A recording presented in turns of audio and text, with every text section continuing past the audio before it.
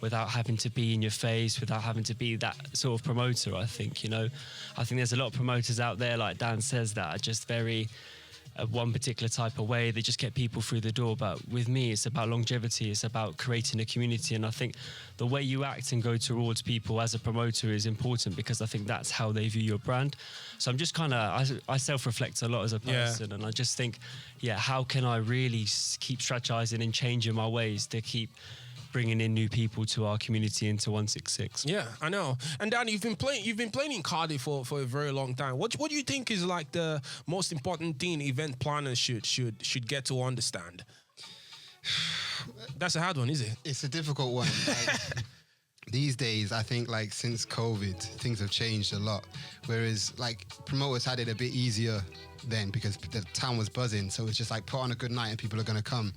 But these days, it's just all about how you market it and how you need to give people a reason to come outside. Yeah. Otherwise, they're not going to come outside. Yeah. They're just going to stay in. Do you know what I mean? Yeah. Like, especially with how expensive everything is these days. Exactly. So you just got to give people a reason. You got to give people a reason to come out. You can't just be like, we're playing music. Liam, I'm just going to ask you, what are the reasons you're giving to people right now to come out? So I think, for example, just come out and have that escapism. You know, there's tough realities of life. People work in 9 to 5s, people are working difficult jobs. Come enjoy the music and have a few hours of building that connections with people that maybe are like-minded or aren't as like-minded as yourself. Because I think through our events, people have built relationships, if that being romantic relationships or people just finding themselves, and just come out and have a good time. I think for me, it's important that I don't want to be like giving them loads of different reasons. I think an important thing is, I've found a lot of time, is just people are coming to the events and appreciating it while they're there.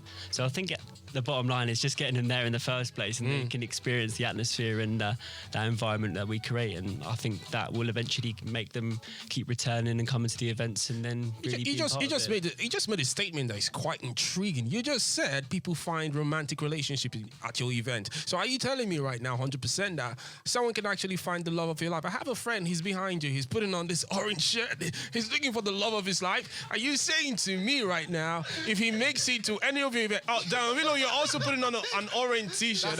No, that's not you. No, that's a selling point right there. No, that's not you. I'm talking about the one behind here. Singles will be like, okay, yeah. Okay. So are you saying to me, listeners out there listening right now, are you assuring them if they come down to your event, they're going to, get the love of their life? Okay, I'm telling you, they could find the love of their lives. They could. I'm telling you, that's not reassuring. That's not reassuring. Could is not a reassurance that I want to hear. I want to be definite. Tell me I am gonna find. I'm not speaking for myself. I'm asking for a friend. Actually, I am gonna find the love of my life if I come to 166 event. Well, for sure. He's thinking about it. To be honest, I don't know what people's types are, but we've got a range of people down there. So I think the only way is for you lot to come and find out. So there's definitely nice people down there that I think you guys would get along with. So I think our event on the 11th of April, the 1-year party, I think, and there's definitely room for you guys to come down and see what's going on. Really fantastic. And you know the thing about going for events as a man, and I'm speaking for every man in here. Like, you go for an event and your expectations are really high, and you go for the event and there are like 20 guys and just about 2 girls. What kind of event is that? Yeah, we predominantly have females, to be honest. Yeah. Have you ever experienced that before? Is that something you're trying to change as well? Well, every event I've done, I've always had more females. So I think it's a thing. I definitely tried to market more because I was going to a lot of events when there was a lot of guys, and I think too many guys. And I think it was creating an atmosphere where it was a bit macho. It was a little bit like people going there for the wrong reasons. But the one thing I will say is, like, when people come to 166, like, I think they don't really look for that sort of thing. They come down just to enjoy the music. Yeah. Because there's like-minded people. They find the people that match their energy, and there you go. And I think it makes it even more organic that people aren't just coming outside to go and pull and to go speak to whoever. They're actually coming out to enjoy the music. Exactly. And if it's a bonus if someone's there that really matches your energy 100%. 100%. I totally agree with you. And what about the music in your show? How important is the music? How important is the DJ in every show you attend? DanWillow wants to answer that, but I'll let you go first. So music is always number one. Without DJs, I don't have a show. Without music, I don't have a platform. Do you think the DJs in Cardiff, do you think DJs generally get enough respect that they deserve in the game? I think it's Don't be difficult biased, being a be DJ. honest, yeah? No, I think it's difficult. I think, as Dan said, like self-marketing is hard. It's like, as I've said to many of my DJs before, it's really hard to find that type of sound and find who you are as a DJ. And I think a lot of people are great DJs, but they struggle to read the room and they struggle to kind of read what the audience wants. So I've always said to my DJs, it's about being adaptable. But yeah, don't get me wrong, we have a lot of DJs that have messaged and say, can I play? And it's kind of the sense of like, a lot of DJs have asked me, how do you kind of come across and how do you get recognized? And I think that is just by getting yourself out there, go into these events and speaking to the owners of these events. Yeah. Like a lot of people will be like, oh, please, can I play and stuff? I said, like, just come down to the events, have a conversation with us, and I'll always remember the people that make that extra effort to come down and speak to me. And I think that's what DJs should do. Just get yourself out there, get yourself networking, speaking to the right people, and then you'll get that recognition. And then if you fit that particular sound and fit our sound, then people could definitely come and play. I'm always looking for new DJs and stuff like that. So yeah. Fantastic. Willow, I want you to be honest with Liam now and with me as well. I want you to be really honest. Do you think DJs get the respect they deserve in terms of the industry? I mean, right now in the game. Not really, no. I love it. I think because I've had it over the years where people are just like, oh, you just press play. Yeah. They don't realize the amount of work you put in, like behind the scenes, downloading, organizing, doing all that stuff. It ain't about just turning up and playing music. It's all the hours you put in. Like I put way more hours behind the scenes than I do when I'm in the club. Yeah. Do you know what I mean? To get to that point. So no, I wouldn't say that was the case at all. Amazing. Now, I'm loving the fact that there's an event planner in the building, because we always think about events and we always have like these high expectations, but we don't know the work you put in behind the scenes. Do you want to talk about that for a while? Yeah, can I just quickly like speak to Dan on that matter? Because I totally get what Dan's saying, because I think a lot of local talent doesn't get seen, because I think a lot of people as promoters think you need to have headliners to sell tickets, whereas our shows have constantly sold out with resident DJs, with local talent. And I think that's definitely how you build the foundation. So listening to Dan there, it's extremely interesting, because I'd like to know how my DJs still feel, because obviously not booking a headliner means these people get longer slot times. That means they get more recognition and they've got multiple more bookings through my platform, you know, and I think, I don't know what Dan has to say about it as well, but a lot of promoters are very big on like, oh, you can't play for this person, you can't play for that. Oh yeah, he's going to talk about that in the video right now. Yeah. So did you hear him? He just said. Yeah, he said.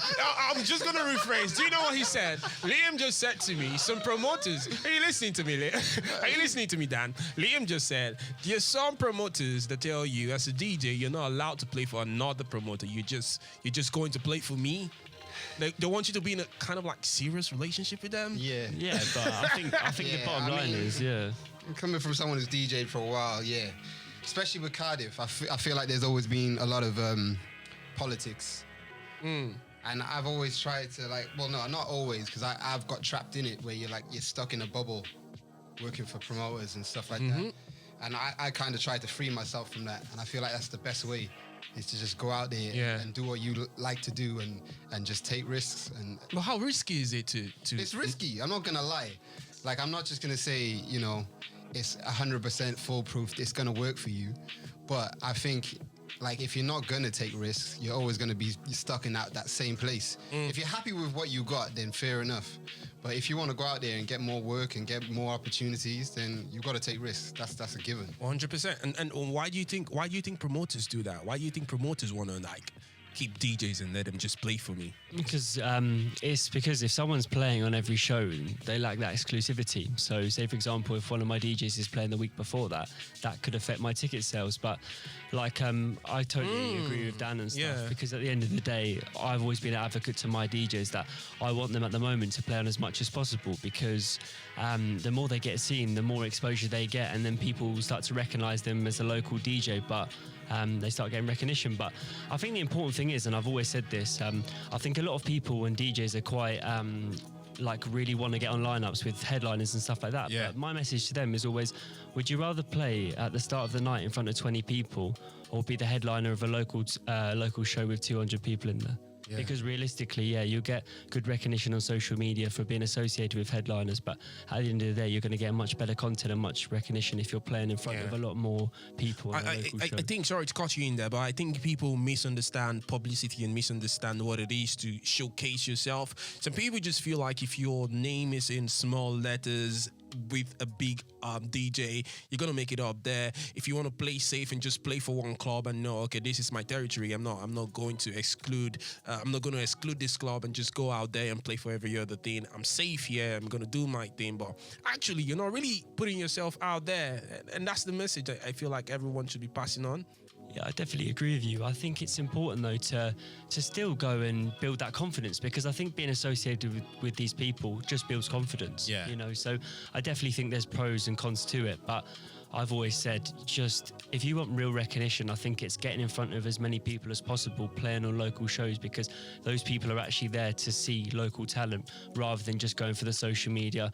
Oh, I'll post a video because my favourite DJ is. But as Carl Cox said, your headline DJ was once your local DJ. Yeah. So I think people need to remember that. True Support local, because one day that person might be a superstar. Of course. And you can't get tickets, or you can't afford to go see them. So support them while they're a smaller artist, because at the end of the day, without recognition, these people are never going to grow and continuously to build their repertoire and go to bigger things. Totally agree. Let's talk about your next headline show. Yeah, so we've got our 1 year party coming up at Jacob's Basement on the Friday the 11th of April from 9 till 3 a.m. Again, it's another resident show. It's almost close to selling out. It's looking like another sellout, and it's just going to be good vibes, good energy. It's been a great year for me, really. If you told me 2 years ago I'd be in the position I am now on radio stations like Native Radio, Come on. or Clap Magazine or anything, I would have looked at you and said no. But I think the last year has really shown me that there is people that are willing to support and be part of this community. And we've built a community over the last year, but a lot of people kept on saying to me, oh, I don't really want to go out. The scene's dying. The scene isn't dying. It's just people needed something new and fresh. And I think they're finding it now within new events within Cardiff, not just in my genre, but within other genres of music as well. So Fantastic. Thank you so much, Liam, for being on the show. But before I let you go, I'll let you do this for me. It's an easy task, very easy. I want you to name your top 5 Cardiff artists right now. So my scene, I definitely think it would be Kel Wardrop. Okay. I think it would be Ewan Fitzpatrick. Okay. I think it would be Mason Beck. Okay.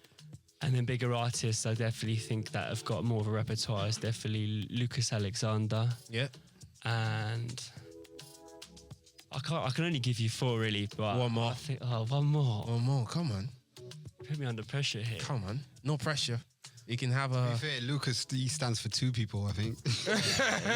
Lucas has put Cardiff on the map. I know. He's a good mate of mine, so yeah, big up to Lucas. And then...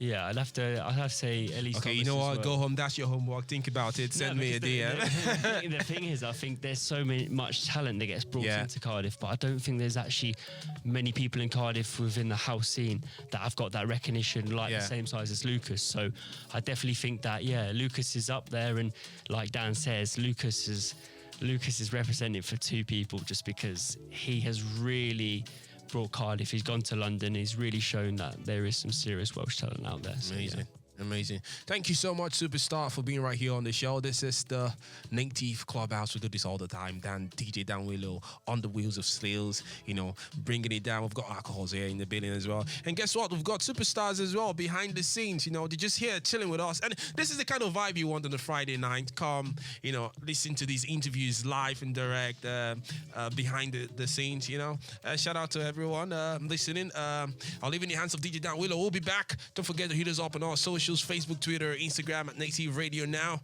Under my voice. Give me that IRS start. Let's go.